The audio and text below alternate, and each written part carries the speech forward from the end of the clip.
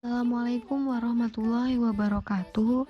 Kami dari kelompok 4 golongan 3A yang beranggotakan di sini kami akan mempresentasikan praktikum kimia fisika tentang sifat koligatif larutan. Video ini dibuat untuk memenuhi tugas responsi. Sebelum kita lanjut ke sifat koligatif larutan, kita harus lebih memahami apa itu larutan. Apa yang pertama kali ada dalam pikiran kalian tentang larutan? Larutan yang saya maksud adalah campuran homogen yang terdiri dari dua atau lebih zat. Zat yang jumlahnya lebih sedikit di dalam larutan disebut zat terlarut atau solut. Sedangkan zat yang jumlahnya lebih banyak daripada zat-zat lain dalam larutan disebut pelarut atau solvent. Adapun tujuan dari praktikum sifat koligatif larutan yaitu 1. Mengetahui berat molekul zat urea, 2. Mengetahui titik didih larutan glukosa 18 gram per 100 gram, 3. Mengetahui titik beku larutan NaCl 11,7 gram per 100 gram. Tinjauan pustaka. Yang pertama, sifat koligatif larutan. Menurut Oxtoby tahun 2001, sifat koligatif larutan adalah sifat larutan yang tidak tergantung pada jenis zat terlarut, tetapi tergantung pada konsentrasi zat terlarut. Yang kedua, penurunan tekanan uap. Menurut Ahmad tahun 1996, jika suatu zat terlarut yang tidak mudah menguap dilarutkan, maka tekanan uap larutan akan menurun. Kemudian yang ketiga, kenaikan titik didih. Menurut Kinan tahun 1984, titik didih suatu larutan dapat lebih rendah atau lebih tinggi tergantung kemudahan zat terlarut menguap. Kemudian yang keempat adalah penurunan titik beku. Menurut Rosenberg tahun 1996, jika jumlah partikel zat terlarut pada suatu larutan banyak, maka titik bekunya akan menurun. Yang kelima adalah penentuan massa molekul dari titik didih. Menurut Yahya tahun 1982, jika suatu zat terlarut dilarutkan, maka tekanan uapnya akan menurun. Banyaknya tekanan uap tergantung pada banyaknya zat terlarut. Selanjutnya, pada praktikum kali ini ada beberapa bahan yang digunakan dan masing-masing memiliki karakteristik yang berbeda-beda. Yang pertama ada Aquades. Dikutip dari buku kimia dasar yang dikarang oleh Petrucci, Aquades merupakan air hasil penyulingan yang bebas dari zat pengkotor. Aquades juga tidak memiliki rasa dan tidak memiliki bau. Selain itu, Aquades juga berwarna bening. Biasanya Aquades digunakan sebagai pembersih alat laboratorium.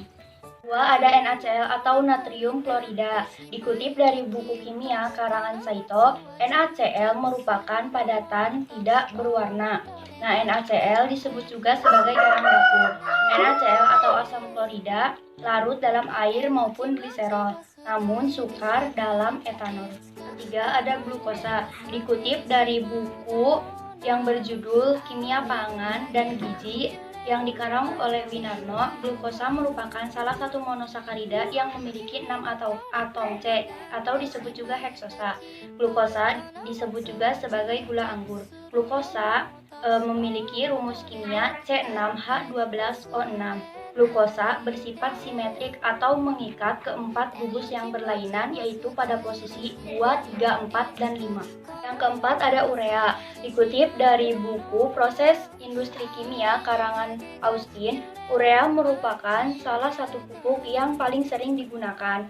Urea mengandung nitrogen sebesar 45% dibanding pupuk padat lainnya. Urea mudah dijadikan pelet dan tidak mengandung bahan peledak. Zat ini larut di dalam air dan tidak memiliki residu gram sesudah dipakai atau digunakan dalam tanaman. Halo, nama saya Agung Dwi Saputra, NIM 19.33125. Di sini saya akan mempraktekkan cara kerja. Yuk langsung ke videonya. Yang pertama adalah kenaikan titik didih. Pertama, siapkan 3 buah gelas beaker. Lalu masing-masing gelas beaker diisi 100 ml Aquades. Pada gelas beaker pertama ditambahkan glukosa sebanyak 18 gram dan gelas kedua ditambahkan NaCl sebanyak 5,85 gram.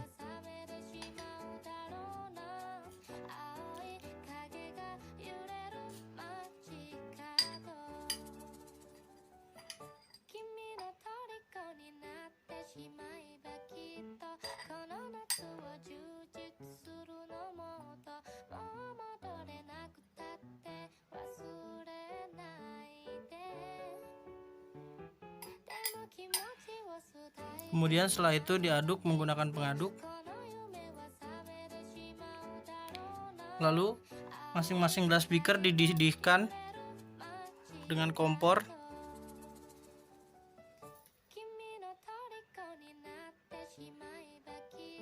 Setelah mendidih, dicek suhunya menggunakan termometer.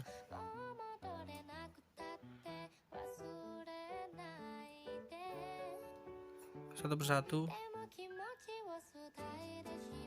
Lalu dicek suhunya dengan termometer. Yang kedua yaitu kenaikan titik beku. Pertama, siapkan 2 buah gelas beaker, kemudian diisi dengan 100 gram es batu. Kemudian ukur suhu es batu yang ada di dalam gelas beaker dan catat hasilnya. Selanjutnya, pada gelas beaker pertama ditambahkan 18 gram glukosa dan gelas beaker kedua ditambahkan 36 gram glukosa.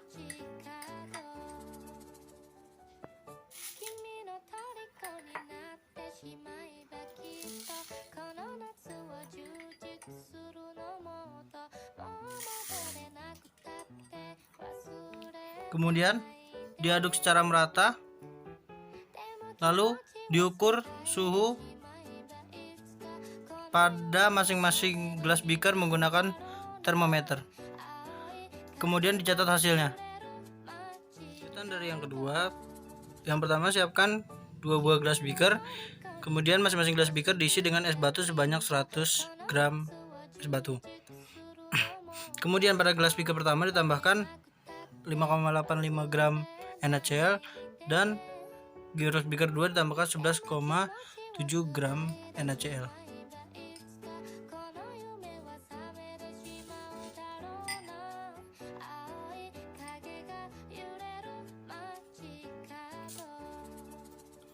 Lalu diaduk hingga merata.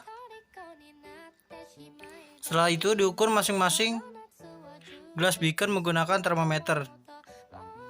Lalu dicatat hasilnya. Ketiga yaitu penurunan massa molekul dari peningkatan titik didih. Yang harus dipersiapkan 2 buah gelas beaker, lalu masing-masing gelas beaker diisi 100 ml Aquades. Lalu pada gelas beaker pertama ditambahkan 12 gram urea. Kemudian masing-masing gelas beaker diaduk secara merata. Kemudian masing-masing gelas beaker diukur suhunya menggunakan termometer. Nah, di sini diukur suhu awalnya. Kemudian masing-masing gelas beaker dipanaskan selama 5 menit sekali selama 30 menit. Setiap 5 menit sekali, gelas beaker diukur suhunya menggunakan termometer hingga 30 menit. Setelah selesai gelas beaker pertama, dilanjutkan dengan gelas beaker yang kedua. 5 menit sekali selama 30 menit. Setiap 5 menitnya diukur suhunya menggunakan termometer. Kemudian dicatat hasilnya dan selesai. Terima kasih.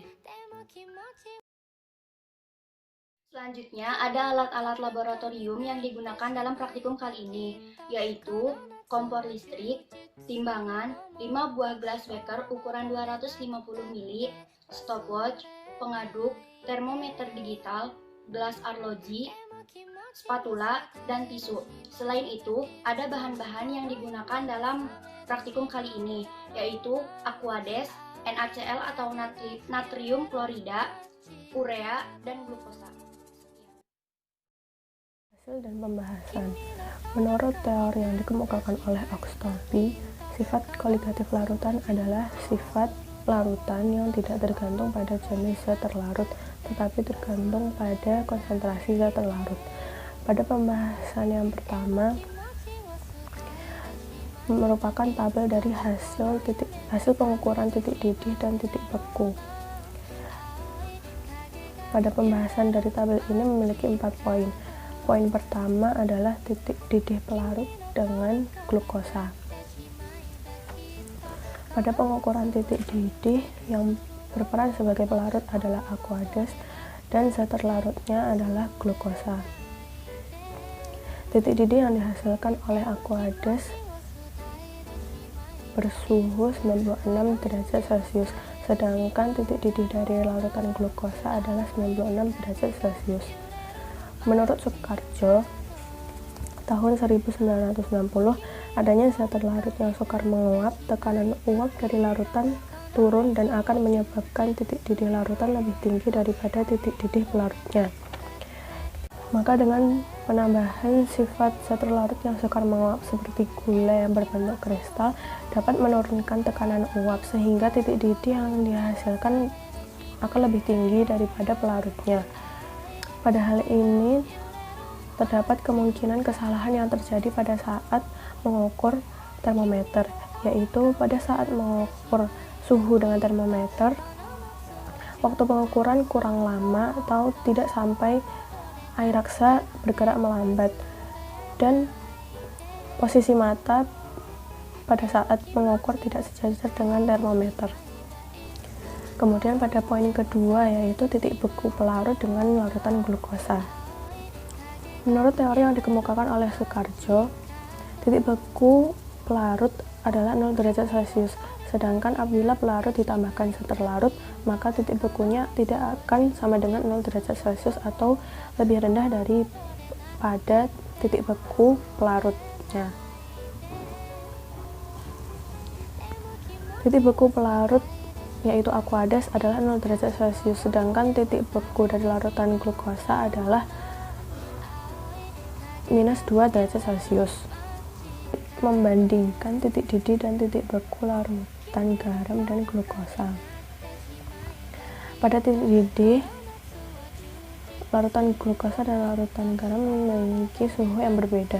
Larutan glukosa memiliki titik didih 96 derajat Celcius dan larutan garam memiliki titik didih 95 derajat Celcius. Perbedaan titik didih dari kedua larutan tersebut dapat dipengaruhi oleh penambahan sifat zat terlarut yang sukar menguap pada pelarut murni yaitu aqueous. Penambahan sifat zat terlarut yang sukar menguap tersebut dapat menurunkan tekanan uap sehingga titik didih dari larutan tersebut akan meningkat. Kemudian perbedaan dari titik didih kedua larutan tersebut juga dapat dipengaruhi oleh banyaknya penggunaan zat terlarut pada pelarut, yaitu glukosa sebanyak 18 gram dan garam NaCl sebanyak 5,85 gram. Dengan demikian, titik didih yang dihasilkan akan berbeda.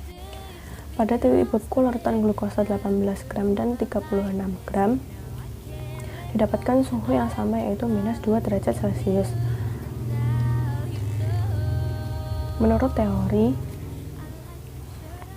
pelarut murni yang bersuhu 0 derajat Celcius apabila ditambahkan dengan zat terlarut, maka suhunya akan lebih rendah atau tidak sama dengan 0 derajat Celcius.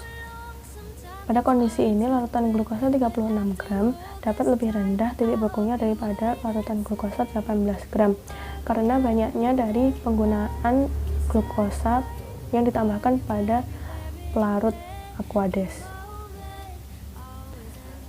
Dalam hal ini, terdapat kemungkinan kesalahan yaitu pada saat pengukuran suhu yang tidak tepat.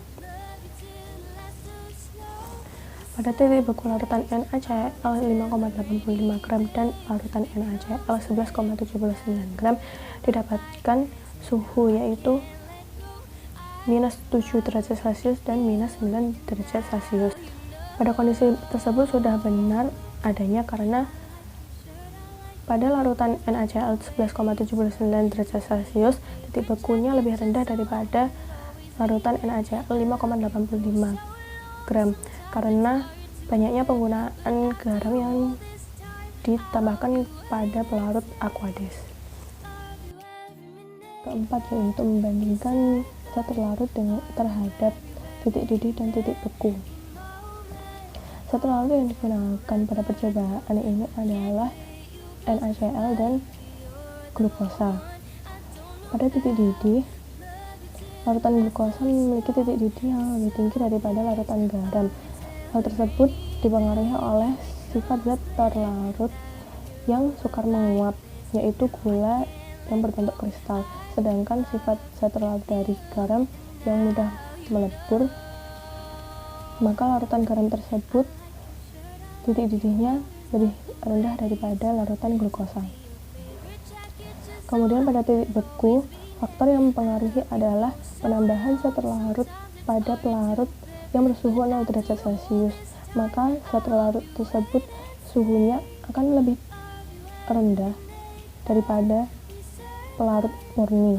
Pada faktor titik beku yang mempengaruhi salah satunya adalah faktor kemurnian zat, sehingga larutan NaCl memiliki titik beku yang lebih rendah daripada larutan glukosa. Pembahasan pada tabel kedua yaitu peningkatan titik didih pelarut dan titik didih larutan.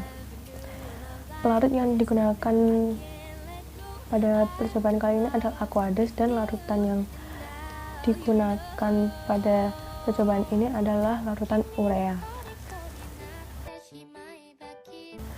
Dari data tabel yang dihasilkan, titik didih dari Aquades adalah 102 derajat Celcius, sedangkan titik didih dari larutan urea adalah 96 derajat Celcius. Dari tabel tersebut, titik didih dari Aquades lebih tinggi daripada titik didih dari urea. Namun apabila urea dipanaskan, maka ia akan menyerap kalor atau bersifat endoterm, sehingga titik didih dari urea bisa lebih besar daripada titik didih dari Aquades. Dalam hal ini terdapat kesalahan pada saat pengukuran suhu, yaitu faktor dari pengukuran suhu yang terlalu cepat atau tidak sampai air raksa bergerak melambat.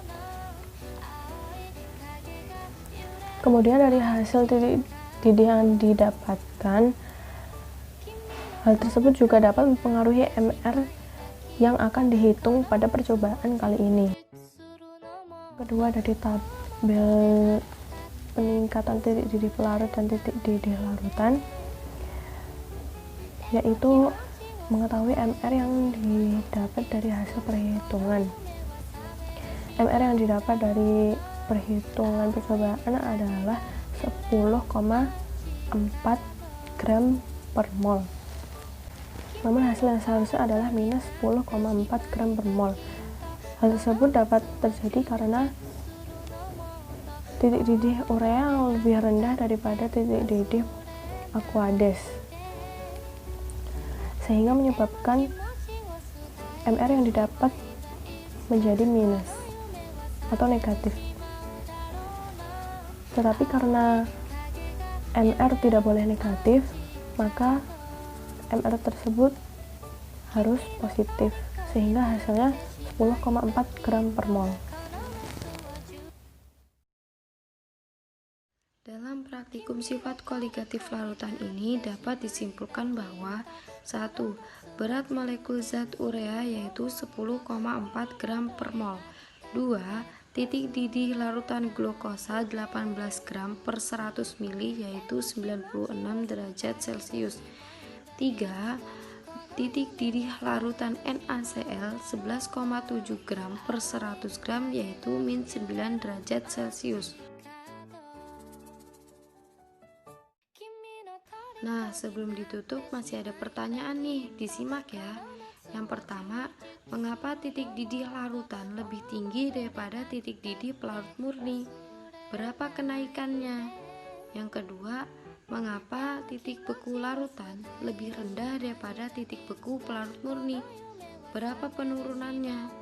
Yang ketiga, apakah berat molekul zat urea dalam praktikum sama dengan referensi di literatur? Dan selanjutnya akan dijawab oleh rekan saya yang bernama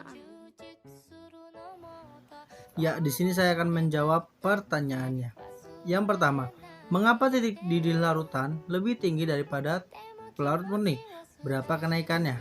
Jawabannya, karena titik didih mempunyai zat yang sukar menguap pada larutan. Jadi, semakin kecil tekanan uap, maka semakin besar titik didihnya. Peningkatannya yaitu sebesar 6 derajat Celcius. Yang pertanyaan kedua, mengapa titik beku larutan lebih rendah daripada pelarut murni? Berapa kenaikannya? Jawabannya, karena apabila pelarut murni ditambahkan zat terlarut, maka titik bekunya tidak sama dengan 0 derajat, tetapi di bawahnya. Oke. Pertanyaan ketiga, apakah berat molekul zat urea dalam praktikum sama dengan referensi di literatur? Jawabannya, tidak.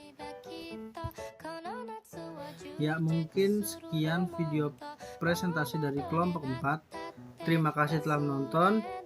Kami mohon maaf atas kekurangan ataupun kesalahan dalam pembuatan video. Sekian dari kami. Wassalamualaikum warahmatullahi wabarakatuh.